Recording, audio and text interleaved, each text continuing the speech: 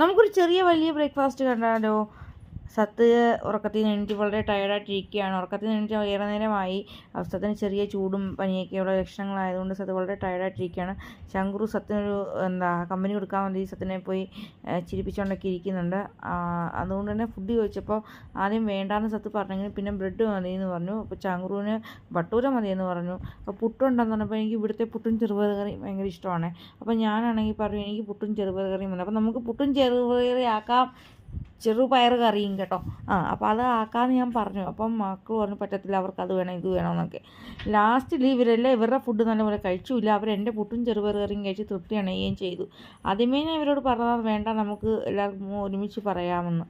അപ്പോൾ നമ്മുടെ ഭട്ടൂരയുടെ ചന മസാല ഉണ്ടായിരുന്നു, പിന്നെ ബ്രെഡിന് ബട്ടർ ഉണ്ടായിരുന്നു, അങ്ങനെ പിന്നെ നമ്മുടെ ലൈം ജ്യൂസും പിന്നെ ടീയും ഉണ്ടായിരുന്നു കേട്ടോ. അപ്പോൾ ഇതാണൊരു സിമ്പിൾ ഹമ്പിൾ ബ്രേക്ക്ഫാസ്റ്റ്.